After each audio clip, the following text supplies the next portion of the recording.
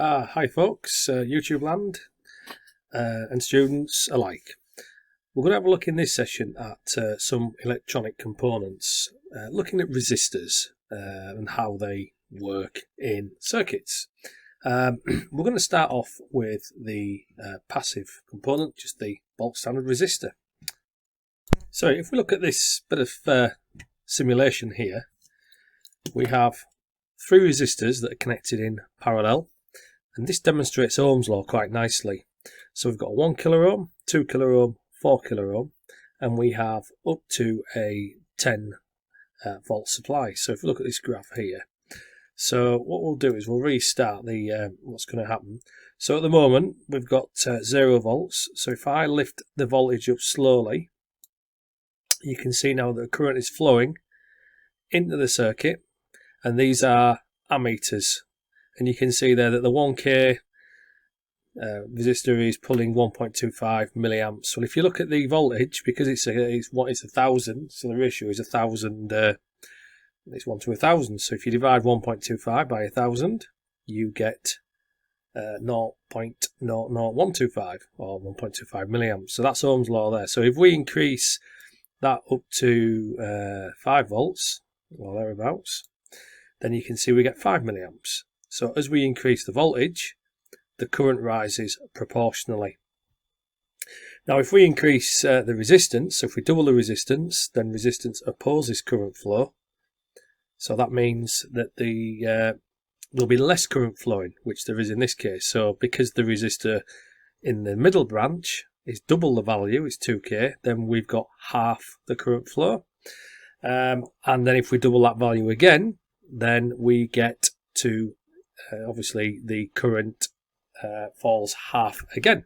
Okay, so it's a quarter, 1/4 of what we had at the start.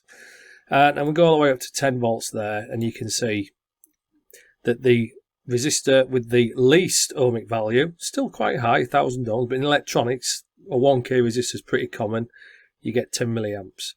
2K, you get half, double the resistance, half the current.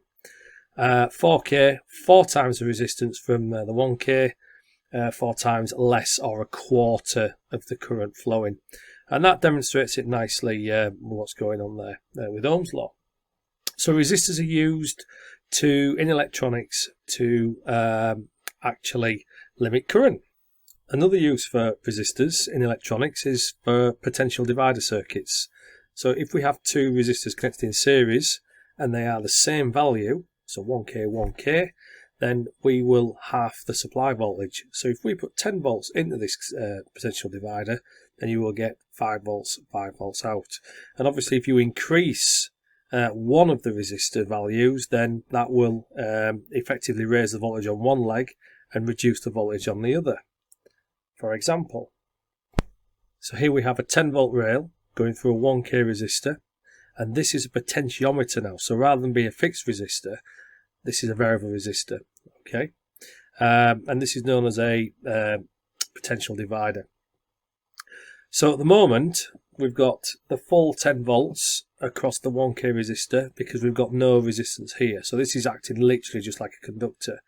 But watch what happens when I increase the resistance. Then what happens now is the voltage is starting to rise here. So you can see that the voltage is 789 millivolts or 0.8 of a volt. So if you add these two voltages together, then you'll get the supply. So if I go all the way up to halfway 5.5, I'll try and get it to 5. Don't know if I can, my controls a bit. So halfway, you can see the resistor value there. So now this resistor is 1.01. I don't know if I can actually adjust that, type in there, if I can put that in there, what that value is. But if I can get that to 1, then it'll be absolutely balanced. I'm going to try. Let me see if I can. A little bit tricky on the old mouse. It's as near as we're going to get, I think. But you get the idea. And obviously if I go all the way up to the highest value in there, which is 2K, then you can see there the ratio is 2 to 1. So double the resistance, so double the voltage. So again, the sum of these two voltages added up gives us the supply voltage. So this is Kirchhoff's voltage law. basically. The voltage is dropping across each resistor. So in electronics, if we had a variable resistor, so let's just say that's a manual resistor there. So on things like radios and volume controls, like electric guitars, amplifiers, when you turn the volume up and down, you actually turn a what we call a pot in the trade, which is known as potentiometer. And a pot looks like pretty much a pot looks like that thing there. So you turn the turn this here, look, the pot turns around left and right, and on these terminals here, so that so terminal A, B, C, so terminal A and C is the fixed resistor. So if that was a 10k pot, what that means is, that means that between A and C you have 10k, but depending on where the wiper is in the middle, so if that was right bang in the middle, 50-50, then you would get 5k that side and 5k that side. But obviously this arrow here, so we can actually move this backwards and forwards. So there, in that position, when the wiper's in that position, then you will get 0, 10k. So between A and B, you'd get 0 ohms. Between B and C, you would get the full 10k.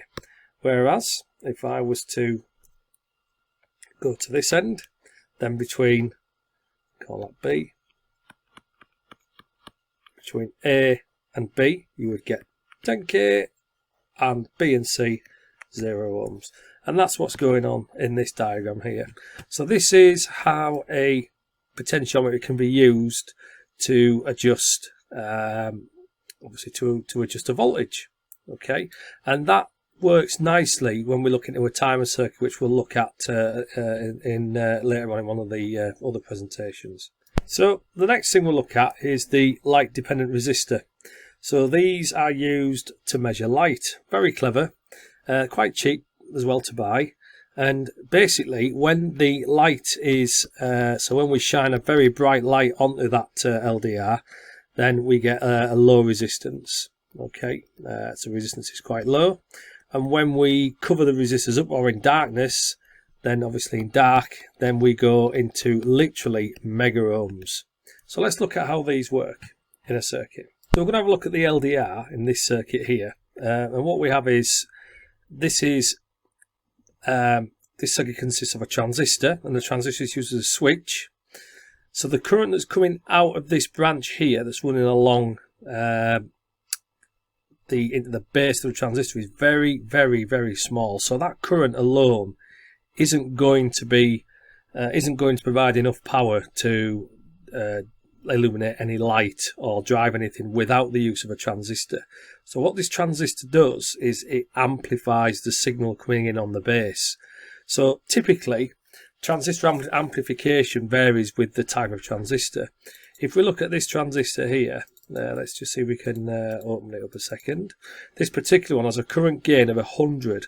So what that means is that if I put my probe on there, we can see there we've got 1.27 milliamps flowing into the transistor. Okay, now the transistor will start to work when we get 0.7 amps, so 0.7 volts, sorry, which is about there. So the transistor is actually switching. You can see as it runs through here. On the left hand side, this is what we're interested in, is the potential divider. So we have a potentiometer here, and this adjusts the sensitivity. So the current will flow through the potentiometer, and because it's very dark on our light dependent resistor, we've got a huge mega ohm of resistance there. So the current isn't going to go down to the 0 volt rail. The current's going to instead flow through this resistor, this 1k resistor, in the transistor, which is turning the transistor on. And because the transistor is on, it's actually shorting out the LED on the right. So the current is coming through here into the collector, through the transistor, out on the emitter and going down. And if I put my cursor on there, you can see there we've got picoamps, so 728 times 10 to the minus 12, which is very, very, very small. So there is a very, very, very small amount of ampage there and a very small voltage, but not a lot, not enough to do anything. If we lift the lights, let's just say it gets obviously the sun starts to come up, you can see there the resistance is decreasing. And what's happening now is as the resistance decreases, you'll see that the current, so the current at the moment that's flowing through the LDR, 611 microamps. If we go a bit more, then we are down to 1.52 milliamps. So the current is significantly, still very small, but we've gone from microamps to milliamps. So quite a jump. And you'll see now that if I put my probe over onto this point here, the transistor base is only 0.6 of a volt, 603 millivolts, which is 0.6. The transistors only turn on when you get about 0.7 or thereabouts voltage.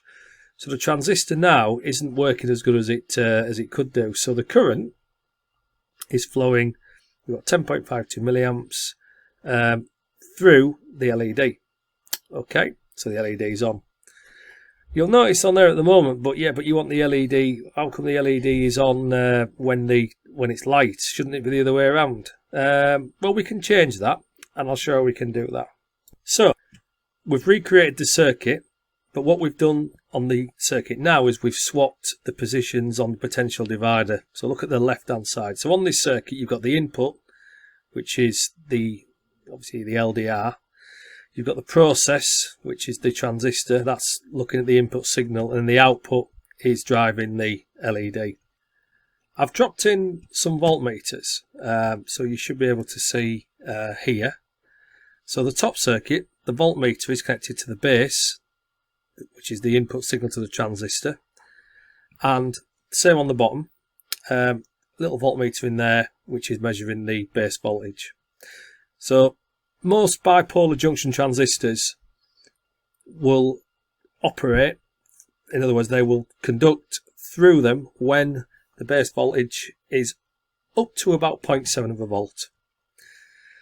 So the difference between the two circuits is the positions of the LDR. So when the LDR is at the bottom and the resistance is and it's dark, so the light levels are very dark, not much light, we get a very high 1 mega ohm resistance. And that resistance blocks the current flow flowing down into the LDR, diverting the current into the base of the transistor. And you can see there, because that's a higher resistance, you get a higher voltage across it, so the transistor is on. If we look at the bottom circuit, the LDR is at the top. What happens on here is when obviously when it's nice and sunny, nice and bright, the overall resistance flowing through the circuit is quite low, but the potentiometer resistance is higher than the LDR. So that means that you're going to get more voltage across the potentiometer than you are the LDR, because the LDR resistance is very low. However, if it gets dark, so if we go to darkness, then what happens now is, because the LDR resistance is very high, the voltage across the LDR is significantly higher, and that takes away the voltage into the base of the transistor. Just connect to the voltmeter across the LDR, so you can see there the difference it makes on the voltage. So you can see there we've got 2.96 volts, but when we lift that up, when we lift that up there, you can see that is making a difference, how the voltage across the LDR changes with the light. Okay, so that is effectively how an LDR can be used in a light sensing circuit. So these are used on street lights, so when it gets dark, electronics senses, so it would put out a very, very small voltage. In this case it's an LED, that could be a relay, so that could operate a relay, and then the relay coil would then operate some contacts which would bring in more electrical power for your actual lighting. So nice, very simple lighting control circuit using an LDR, transistor, and the potentiometer just adjusts the sensitivity. Yeah, so we can adjust that. Okay, so let's look at the thermistor. It's a temperature sensitive resistor. You get a positive coefficient and a negative coefficient. Positive coefficient means that as the temperature gets bigger, so does its resistance. Negative coefficient means as the temperature cools down, the resistance actually also goes up as well. All right, so it goes the other way, positive and negative coefficient. These are found in motors, electric motor windings. They're used in protection circuits to monitor if anything's going to overheat. Some electric heaters also have thermistors in a part of electronic circuit. And they are also used as well in industry, not like a thermocouple, slightly different to a thermocouple, but on the similar lines. They're used generally for temperature control. But usually in electrical machines, you'll find these embedded in the motor windings. At the circuit, we've got a 9-volt cell, 9-volt battery arrangement there, which goes across into a thermistor, negative temperature coefficient thermistor, and into a potentiometer. And I've put a couple of voltmeters. So there's a voltmeter across the thermistor and a voltmeter across the potentiometer or variable resistor in this case. We can simulate a temperature increase there. So as you can see, as the temperature increases, you can see the resistance is decreasing, hence negative. So negative temperature there. Okay, but if you look at the voltage as well, so 3.72 volts across it. So at 40 degrees C, we've got 3.72 volts, 5.28 volts across the pot. Add them two together and that will come to 9 volts. If we adjust the sensitivity of the pot at the bottom, you can see how that affects the voltages. So this is known as a trimming pot, and we can fine tune the voltage. So at 40 degrees, if we wanted to calibrate the voltage, so let's just say we wanted at 40 degrees to get 3 volts out of there, then you can effectively adjust the variable resistor at the bottom to get you 3 volts across it. Can't quite do it with my mouse, but you would obviously a bit more accurately with a screwdriver. And likewise, if I wanted to set that down to 20 degrees in a lab, I could adjust the potentiometer at the bottom and that takes away or adds the voltage across the thermistor. So it's acting as a potential divider. So at the moment, because the current levels are very, very small, I mean, we're looking at 149 microamps there. So, that's a very, very, very small level of current. You're not going to be able to do a lot with that. So what we need to do is we need to add some control. So that will be our input circuit. We need to process that signal. So what we're going to do is we're going to drop in there a transistor.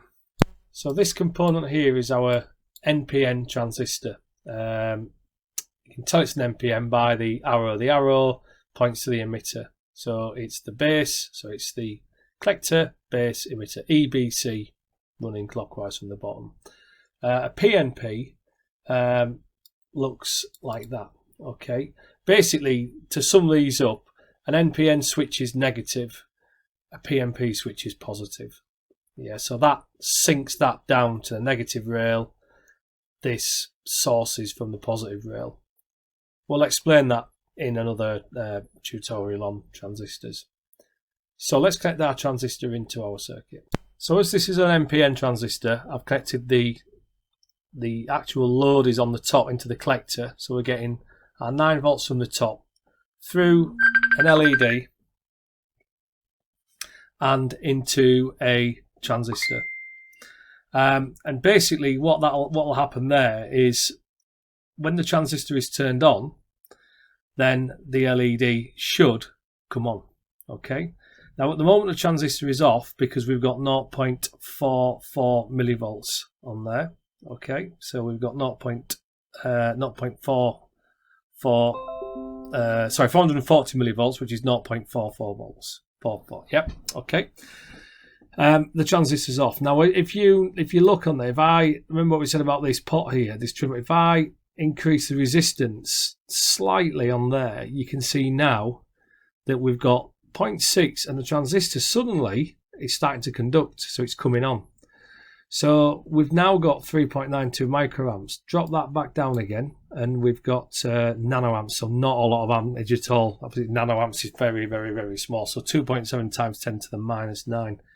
If we lift up that potentiometer, if we increase the resistance, then you can see now what's happening now is as we lift the resistance of the pot, the voltage across the pot rises, and the transistor starts to wake up round about 0.6.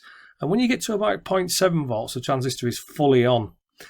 Now, at the moment, you can see there the LED is actually glowing. Okay, it's coming onto there nicely. We've got 7.1 volts, which is quite a lot for an LED. They should only really run on 2, so there's a chance we might blow that up. So now we're using the transistor to amplify. So we're putting 23 microamps in. Okay, and obviously we're getting 7.79 milliamps out, so there's a big amplification there. If this heats up, you can see the LED is getting very bright now. That's 11.94 milliamps, and we're getting 9 volts across that. There's a chance that this might explode, so if it goes a bit further, okay, yes, it has, it's gone, look. And the reason why that's exploded is because the peak current is too high. So what we need to do is we need to put a protection resistor in. So now we've put a protection resistor in. We've put a 270 ohm resistor in there. I'm going to make that about 330 ohms because generally they're around about 330. There is a formula to actually calculate LED resistors, but resistance for LEDs, but we're not going to look into that just yet. Now you can see when the temperature rises, the resistor is actually limiting the current through the LED, so it's keeping it nice and safe. But when we get down to minus 20, you can see the LED still coming on. So what we need to do now is we need to adjust the potentiometer here. So if we drop the resistance down slightly on there, okay, you can just see now that's better. So by adjusting the preset, the potentiometer at the bottom, that's adjusting the voltage when the transistor comes on. Remember that transistor will only come on at 0.7 of a volt, and at the moment it's 0.3 of a volt, 312 millivolts. It's not operating. Now, when we operate the, look at the voltages there, as the thermistor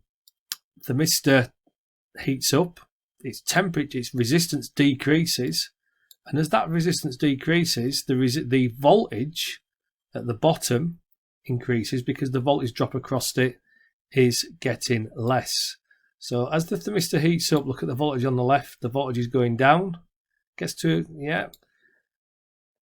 which causes Kirchhoff's voltage law, the voltage in the other branch to rise. And there we go. We now have created a sensor. All right, an alarm, temperature alarm. So if we want the alarm to, at the moment that's coming on at 0 degrees, which is, that's, let's just say we want the alarm to come on at 20, then we need to alter this resistance even further. So what I'm going to do now is just lift that up to 20. We need to change the value of this potentiometer here. So what I've done is I've reduced the resistance of the pot to a 3K pot now. So before it was 150 kilo ohms, so that's wide open. So 0, 3K. And now you can see there, obviously now we've lowered the resistance, we've actually lowered the voltage across it. So now when we get to 20, the LEDs, we get 7.7 of a volt, the transistor's coming on. Remember that transistor comes on at 0.7 of a volt. So by adjusting this potentiometer here, we can adjust the voltage when the transistor comes on, you see. Okay. So 40 is full, so we get to 20 and then 0 is off. So the alarm now starts, it comes onto the full it starts to come on at about 10 there. So if I made that into let's make that into a 5K pot, then you can see there that, in fact, I think it might want to be less actually. Let's just go to 20, yeah. So if we take that down even further, then now 20, we lower that down, we can trim the pot now. So what we're doing is at 20 degrees C, we adjust the potentiometer so that voltage there is just below 0.65, and then now as that comes on, it starts to come on there, you see. So you get the idea. Okay, so by adjusting the resistance values, we can, in the potential divider, effectively we can control how the transistor works. So the transistor is working as, it's doing two things. It's switching on and off, but it's also amplifying, because here there's not enough current to drive an LED, but using the transistor is amplifying the base current into the collector, and that's effectively driving the LED. Okay, so we've looked at LDRs, thermistors and potentiometers, and obviously we've digressed somewhat into transistors, but transistors are a fundamental part of control, because without them we wouldn't be able to process the signals. So the signals that are coming off the input side are very, very, very small. So the transistor is effectively taking those signals, amplifying them and making them much more useful. So what we're going to do now is we're just going to take it one step further and show you how a thermistor can be used to detect the and protect an electric motor.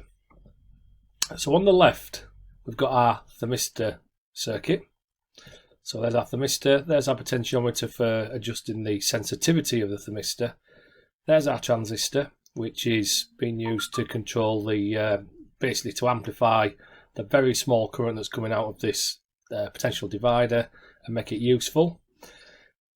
Previously we had the LED, which is still there as an indicator, but what I've done is I've connected a relay coil in parallel with the diode, LED, light emitting diode.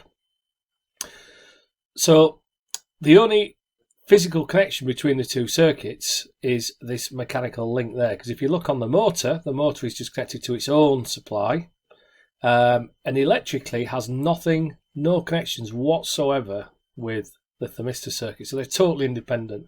So this could be a different voltage. So I mean, we could set that up to whatever voltage we want, whatever voltage we wanted, as long as the motor is capable of running that voltage. Okay. In reality, this would be a three-phase motor, and that would be a 400 volt AC supply. But for the purpose of the simulation, we're just going to show you two separate circuits. This diode, we haven't really talked about diodes yet, but diodes only allow electric current to flow one way, and the triangle points to the direction of which way the current flows, so forward. I'll explain what this does in a second. So at the moment then, if we just look at the simulator, look at the circuit, so the motor's spinning nicely, it's running all the time. Obviously electric motors do run cool, but when the electric motor starts to get loaded, when it has to do more work, maybe lift a heavier load or pump more water or move more air, the current in the windings will start to increase, and that in turn causes the windings to heat up. And if the windings get too hot, the insulation will fail, and then you will end up with a short circuit and blown fuse and potentially a fire, because they get very, very hot. So we don't want that to happen. So to prevent that actually happening or getting as far as that, because motors are expensive, we put some thermistors in the windings. So these little thermistors there, they will be placed around the outside of the motor, so in the motor stator winding, so the bit that isn't rotating, and they're just literally there to detect the heat. So we can simulate it just by going up to the thermistor. If we lift the temperature up, so 10 degrees, 15 degrees, you can see there on the right, as the temperature increases, the resistance decreases, hence the minus T. Alright, so it's a negative temperature coefficient. When we get to 20, alright, okay, you can see there the voltage going into the transistor is starting to get towards 0.7 volt or 700 millivolts. And what will happen is, when we get to a certain cutoff, a certain level, you can see there, so 40 degrees now, what's happened is the transistor is fully on, because we've got more than 700 millivolts or 0.7 volts going into the base, so it's fully on. the relay is now on, and that has opened, and that has stopped the motor. Okay. As the thermistor, so the motor stopped, so the motor will cool down, and as the motor cools down, you can see the brightness of the LED is giving you an indication how much current the transistor is letting through. So you can see the transistor throttle in there. So it's almost like a tap. So as the voltage drops onto the base, so does the current. The actual current and voltage across the connector starts to fall, and then we're totally off. So now we've cooled down again. Okay, and the motor starts. Now in reality, it wouldn't be automatic starting like that. In the wiring regulations, you can't have motors need to be manually started, so somebody would need to press the start button to get that spinning again. But that just effectively shows you there basically how a thermistor control circuit would work. What's the purpose of this this diode here? Well, basically, because this is a coil, if I delete this now, so if I take that out, put that back in, so that is now charged. Now, when the electrical coil loses its supply, the magnetic energy that's stored is emitted backwards. It spikes a back EMF, a high voltage. So when this relay actually shuts down, the magnetic field collapses. Where does that energy go? It actually, if you like, spits out a high voltage, which could destroy this sensitive transistor. So the diode, what the diode did, was called a flyback diode, and we've taken it out now. But what would happen is when that collapses, the back EMF would just run around in a circle, run around back up through the relay until it dispersed itself. But now we've taken that out, the only way for the back EMF to go is through the transistor. So let's simulate our motor heating up. So the motor heats up, yeah, so now the relay is charged, it's on. So the relay is fully on because it's operated the coil. But watch what happens when the relay coil collapses. Nothing, it didn't work that time. If I go like so, there we go, quick. So just gonna, the quicker the rate of change, so if the magnetic field collapses suddenly in the relay, it produces a high voltage spike. Bang. So there you can see there, the relay is actually kicked out 362 volts. Yeah, alright, or 371 volts there, which has damaged the electronic components. So some instances when you've got relays and contactors and electronics, you might need to consider some kind of protection there. Just so let's show you that again. Up runs, but bring it down really slowly. Yeah, it has blown it. It's taking it out. Yeah. So the quicker the change, got it really quickly. Yeah. So the quicker that magnetic field collapses, the higher, the bigger the EMF that it spits out. Okay. Hope you found that useful. So that concludes this this particular session. Look forward to speaking to you again soon.